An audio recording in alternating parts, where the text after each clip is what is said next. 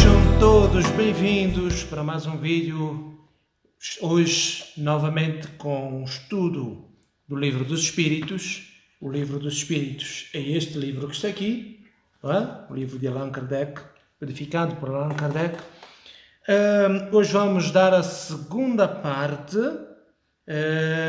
do ponto 2, que é Espírito e Matéria. No vídeo anterior nós lemos da pergunta 21 à pergunta 23A.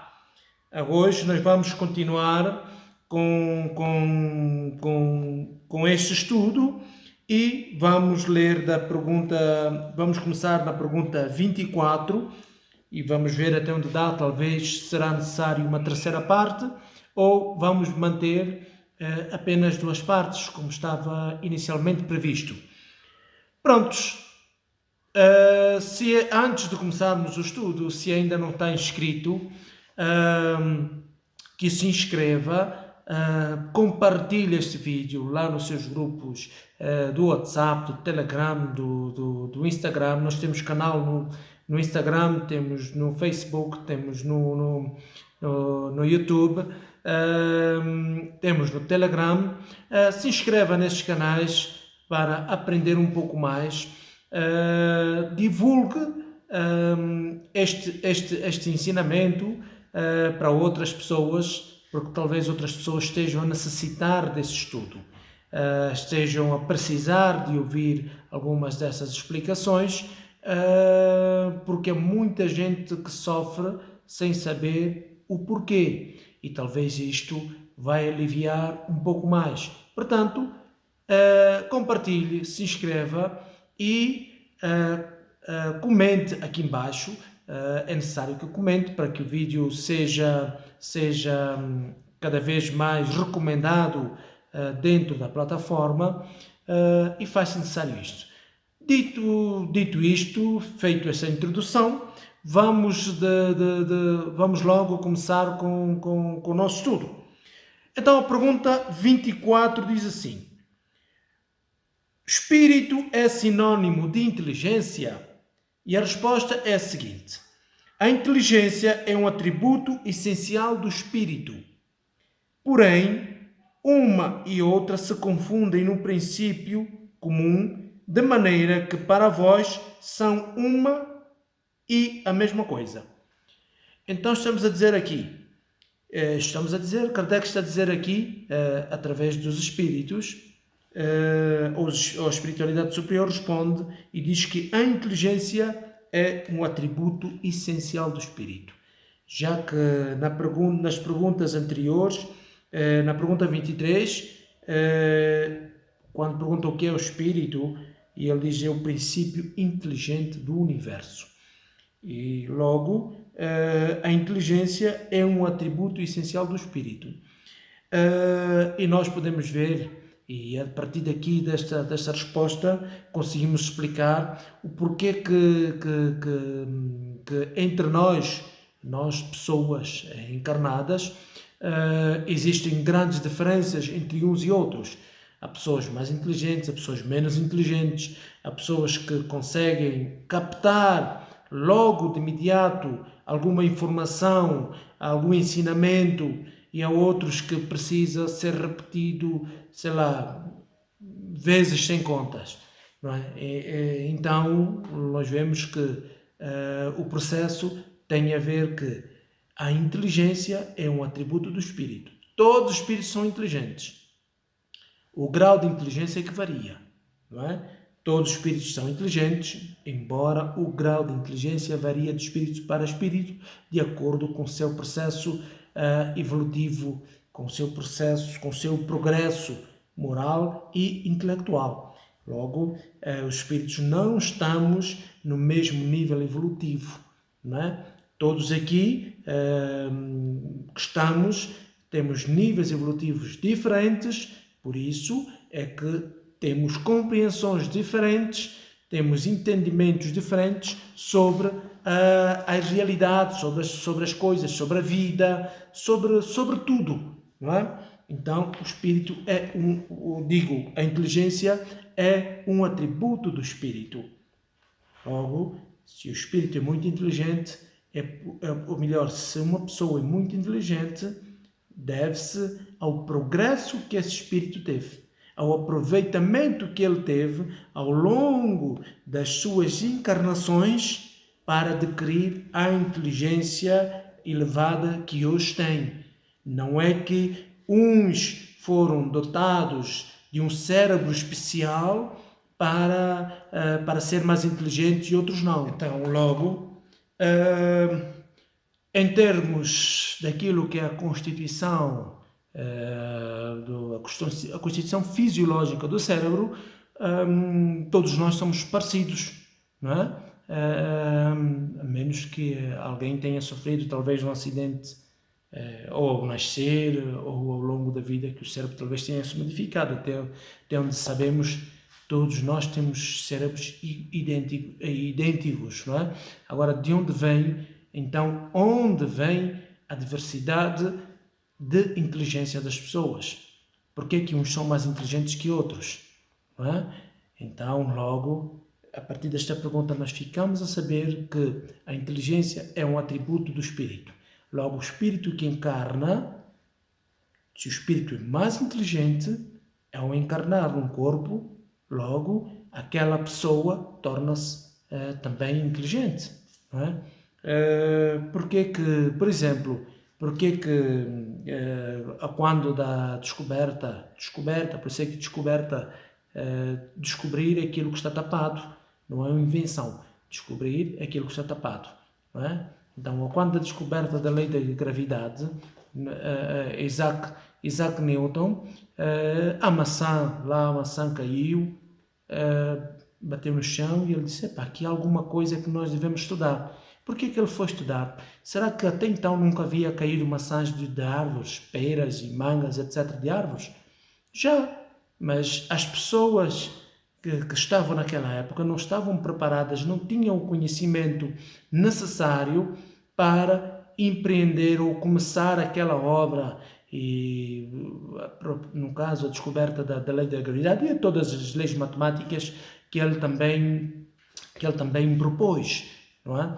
Tem a ver com a inteligência que aquele espírito trazia de outras encarnações do progresso evolutivo que ele teve, que os outros daquela altura ainda talvez não tinham atingido o mesmo nível e o mesmo grau de inteligência.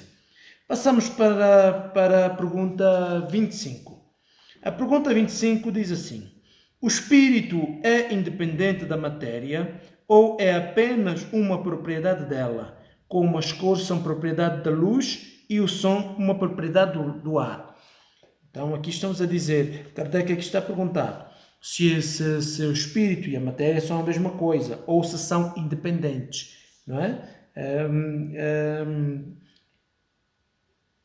E a resposta aqui é clara. São distintas, uma e outro. Porém, é necessário a união do espírito e da matéria para dar inteligência à matéria. Vamos atentar àquela pergunta, atentar a esta resposta. O espírito e a matéria são distintos. Uma coisa é espírito, outra coisa é matéria. Nós já vimos que o espírito é o princípio inteligente do universo. Tá? A matéria tem a ver com a parte material, do fluido material. Vamos abordar mais lá para a frente. Então, o espírito e a matéria são distintos. Mas é necessário a união do espírito e a matéria para dar inteligência à matéria. De que matéria que nós estamos a falar? Já que é necessário a união do espírito e a matéria para que o espírito possa dar inteligência à matéria. Então, esta matéria a que o espírito possa dar inteligência é uma matéria que está dotada e adaptada para receber essa inteligência. Porque então não estamos a falar de qualquer matéria. porque nós não vamos conseguir dar inteligência a uma pedra, nós não vamos conseguir dar inteligência, sei lá, a uma mesa, nós não vamos conseguir dar inteligência, sei lá, a coisas, matéria no sentido que vulgarmente nós conhecemos. O perispírito, como vamos estudar mais lá para frente, ele pertence à matéria pela sua origem e à espiritualidade pela sua natureza etérea. Mas isso nós vamos estudar mais lá para frente. Então, mas Kardec está aqui a dizer que é necessário a união do espírito para a inteligência da matéria, para que se possa inteligenciar a matéria, não é? Então, estamos a dizer que este perispírito tem a capacidade de inteligenciar-se, de criar inteligência, não é? Mas vamos estudar mais lá para frente estes temas.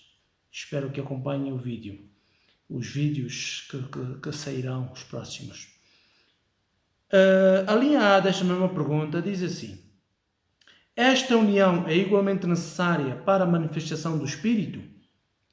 Entre parênteses, entendemos aqui por espírito o princípio da inteligência e não as individualidades designadas por este nome.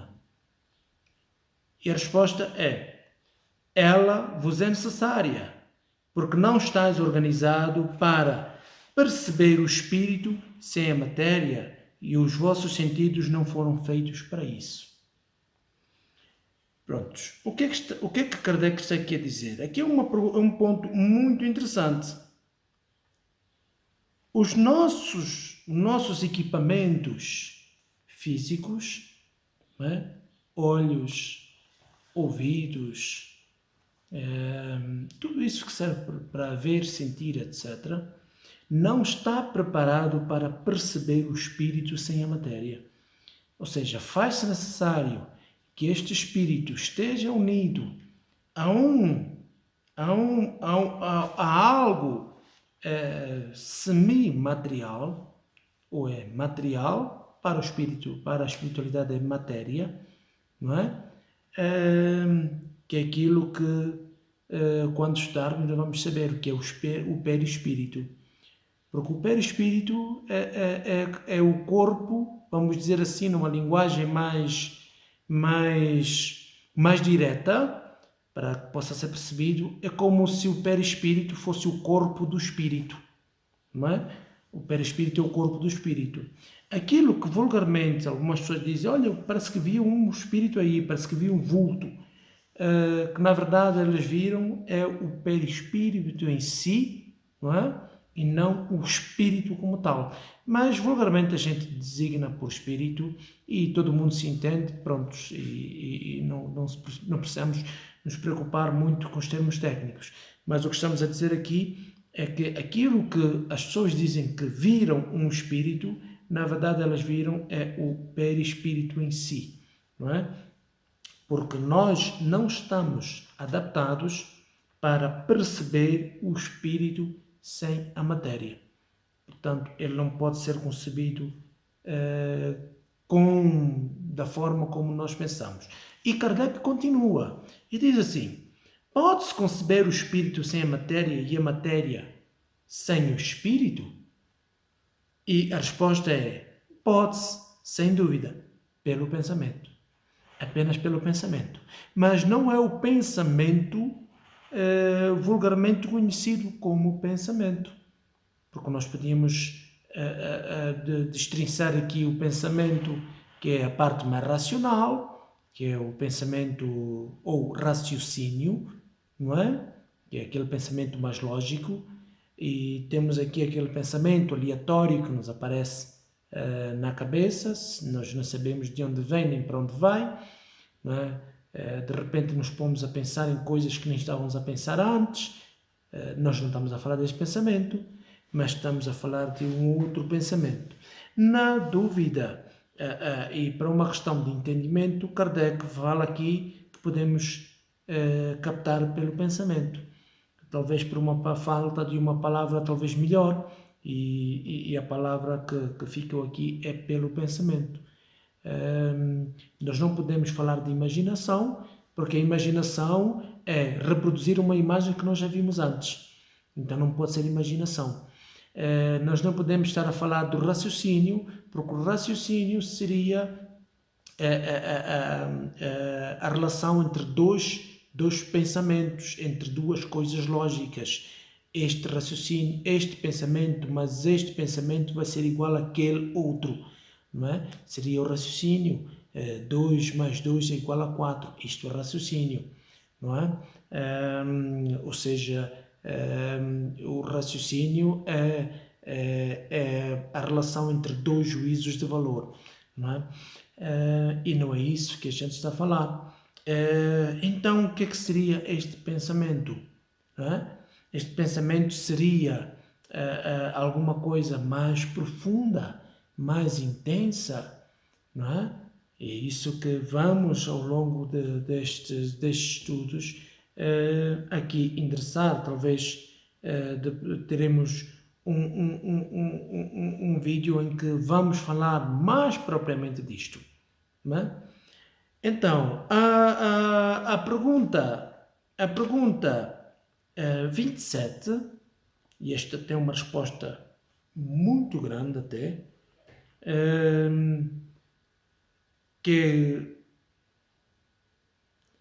a pergunta 27 tem uma resposta muito grande, mas provavelmente ela faz necessário que tenha um vídeo à parte.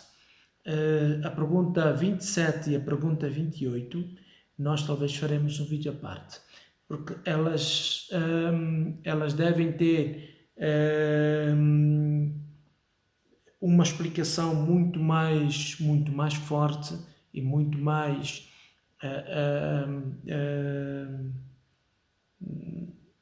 mais explícita, talvez seja esse o termo, para que se possa compreender. Porque aqui vamos falar de alguns temas em que talvez até daria uma palestra inteira.